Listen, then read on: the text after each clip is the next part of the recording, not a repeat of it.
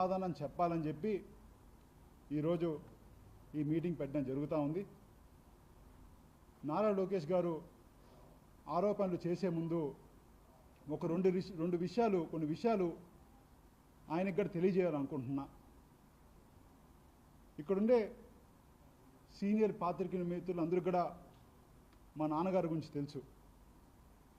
25 సంవత్సరాల ముందు 2001లో ఆనాడు అతిపెద్ద మండలమైన తిరుపతి రూరల్ జెడ్పీటీసీగా 7,000 ఓట్ల పైగా గెలిచిన మా నాన్నగారిను ఆ రోజు చిత్తూరు డిస్టిక్లో కాంగ్రెస్ పార్టీకి మెజార్టీ ఉంటే మీరు మా నాన్నగారిని ప్రలోభ పెడదామని చెప్పి మా ఇంటికి ఆనాటి మంత్రులు ఎవరో పేర్లు చెప్పాల్సిన అవసరం లేదు, ఆ రోజు పెద్దలు మంత్రులు ఆ రోజు మీరు పంపించి డైరెక్ట్గా చంద్రబాబు నాయుడు గారు ఫోన్ ఇచ్చి 2 కోట్ల రూపాయలు ఇస్తాం, మీకు జెడ్పీ వైస్ చైర్మన్ ఇస్తాం, ఫ్యూచర్ మొత్తం నేను చూసుకుంటాను, నేను ఉంటానని చెప్పి ఆ రోజు మీరు ఎన్నో హామీలు ఇస్తే 2 కోట్లు కాదు 20 కోట్లు ఇచ్చినా మీ పదవి తీసుకొని నాకు ఇచ్చినా కూడా నేను వైఎస్ఆర్ కుటుంబాన్ని, రాజశేఖర రెడ్డి గారి కుటుంబాన్ని మేము వదిలి రామని చెప్పి ఆ రోజు మేము ఆ పార్టీలో రాజశేఖర గారి కుటుంబంలో ఉండడం జరిగింది.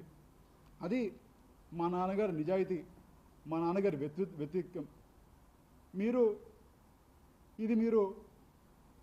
ఈనాడు పత్రిక 2001 సెప్టెంబర్లో ఈనాడు పత్రిక, మీ పత్రికలో ఆ రోజు అసెంబ్లీలో డాక్టర్ రాజశేఖర రెడ్డి గారు ఒక రోజంతా కూడా అసెంబ్లీని బాయ్కాట్ చేయడం జరిగింది. ఏ విధంగా ఆ రోజు భాస్కర్ని పిలువ పెడతారని చెప్పి ఆ రోజు గొడవ వేసుకొని బాయ్కాట్ చేయడం జరిగింది.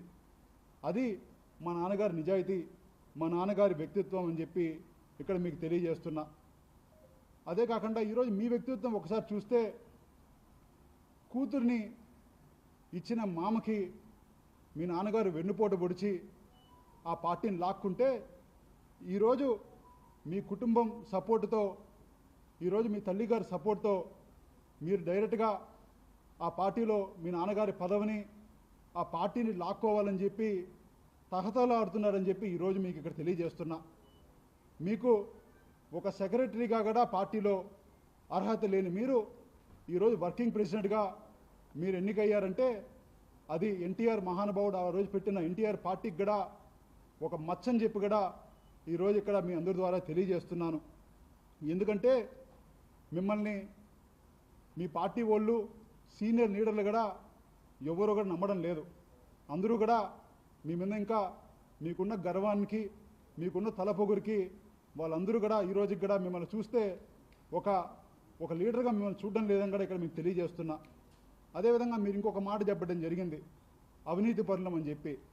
ఈరోజు తెలియజేస్తున్న మా తాతగారు మన్రెడ్డి గారు ఆ రోజు స్టూడెంట్ ప్రెసిడెంట్ కూడా మీ నాన్నగారికి కూడా తెలుసు. మా తాతగారికి తిరుపతిలో 8 ఎకరాల పొలం ఆ రోజు ఆనాడు 50 ఏళ్ళ ముందు, ఎందుకంటే మా తాతగారి మదర్ సైడు ఫాదర్ సైడు ఆయన ఒక్కడే వారసుడు, ఆయనకి 8 ఎకరాల పొలం ఆనాట్లో ఉండేది. సుమారు కొన్ని వేల కోళ్ల ఫారాలు ఉండేవి మాకు. మీకు ఎక్కడో పల్లెటూరులో నాలుగుపల్లి లోపల 2 ఎకరాల పొలం ఉండేది. ఆ రోజు ఆర్థిక పరిస్థితి మీది మాది కంపేర్ చేసుకుంటే మా తాతగారు చాలా మెరుగ్గా ఉన్నారు. ఈరోజు మీరు అవినీతి చేసి అక్రమ సంపాదనతో లక్షల కోట్లకి ఎదుగుండొచ్చు కాక,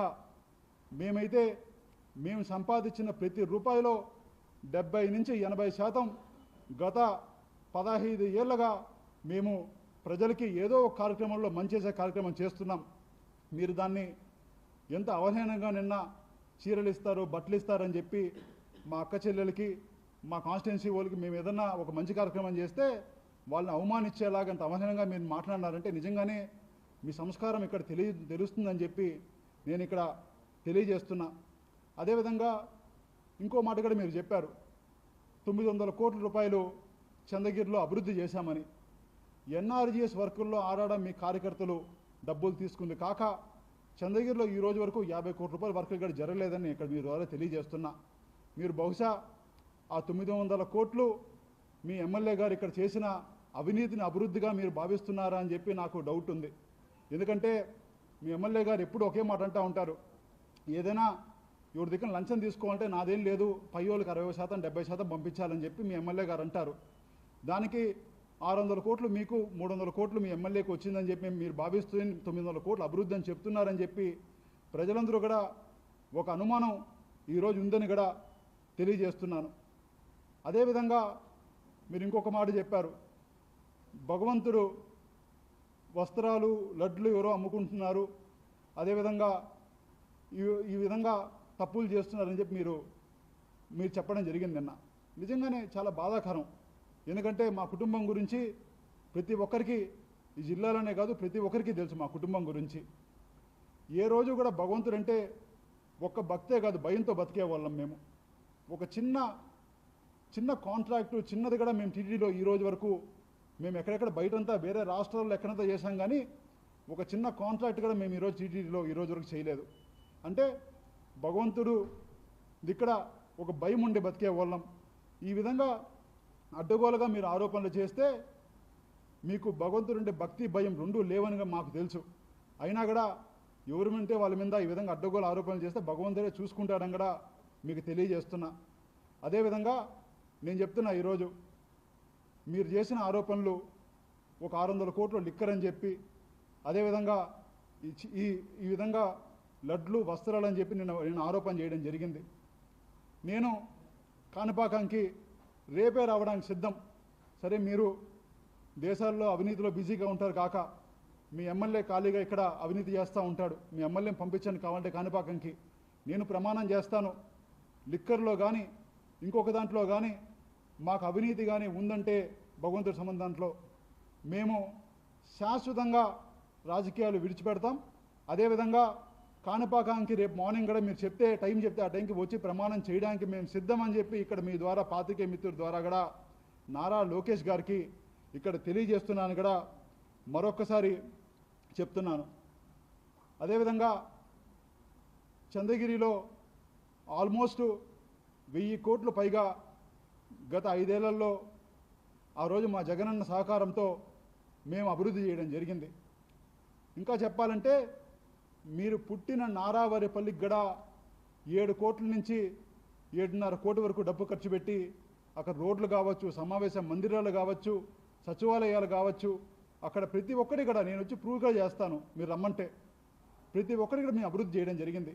అంటే మీరు పుట్టిన ఊరికి కూడా మేము అభివృద్ధి చేసేంత వరకు మీరు చేసుకోలేకపోయారని చెప్పి ఇక్కడ మీ ద్వారా ఇక్కడ పాత్రికేయ మిత్రుల ద్వారా వాళ్ళకి తెలియజేస్తున్నాను.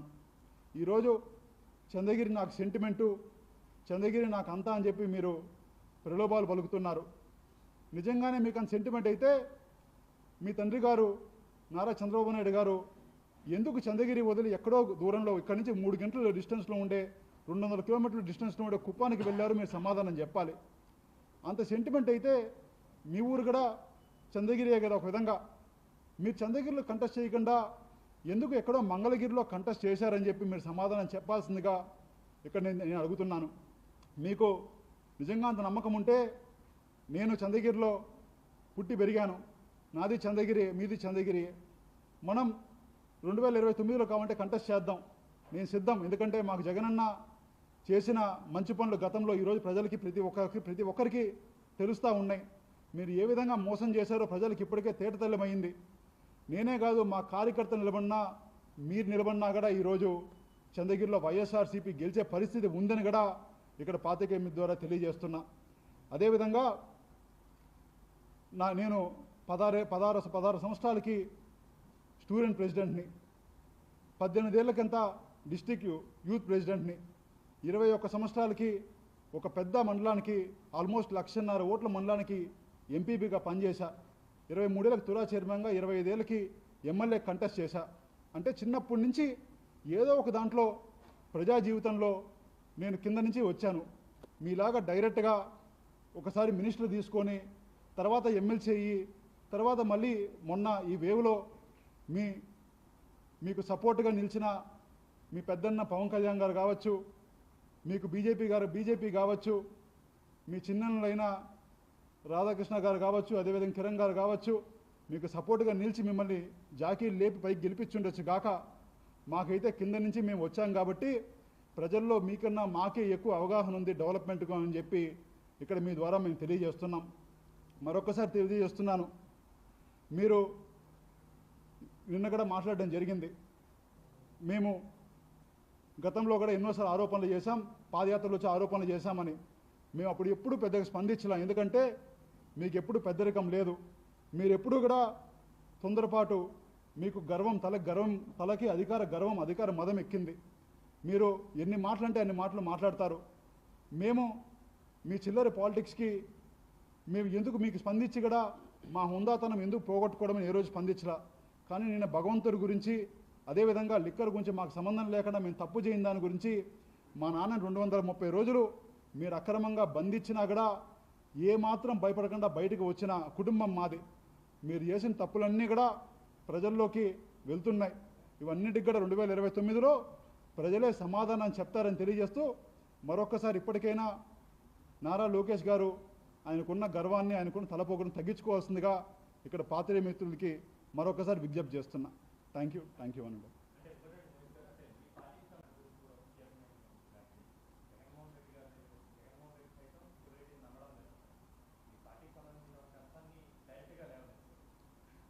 నిన్న నారా లోకేష్ గారు చెప్పడం జరిగింది, 600 కోట్ల లిక్కర్లో మేము కొట్టేశామని చెప్పి. నేను చెప్తున్నా, ఈరోజే మా జగనన్న, మా నాన్న జైల్లో ఉన్నా కూడా మా తమ్ముడికి పిలిచి వర్కింగ్ ప్రెసిడెంట్, మొత్తం స్టేట్కి స్టూడెంట్ వర్కింగ్ ప్రెసిడెంట్ ఇవ్వడం జరిగింది. అది మా నాన్నకి, మా జగన్మోహన్ రెడ్డి గారికి మా మీద నమ్మకం. మేము అడగకపోయినా కూడా, మాకు తెలియకపోయినా కూడా మార్నింగ్ పేపర్లో చూసి తెలుసుకోవడం జరిగింది. అంటే ఆ స్థాయిలో జగనన్నకి మా కుటుంబం మీద నమ్మకం. ఎవరో మా క్రెడిట్, ఎవరో మాకు ఇవ్వాల్సిన అవసరం లేదు. 2001లో ఆ రోజు 2 కోట్లు మీరు ఇస్తారన్నా 20 కోట్లు ఇచ్చినా మేము పోమని చెప్పిన వ్యక్తిత్వం మాది. మీ క్రెడిట్, మీకున్న మీ సర్టిఫికేట్ మాకేం అవసరం లేదు. మా జగనన్నది ఇక్కడ మా విలువేందో జగనన్నకి తెలుసు, మాకు తెలుసు అని కూడా తెలియజేస్తున్నాను.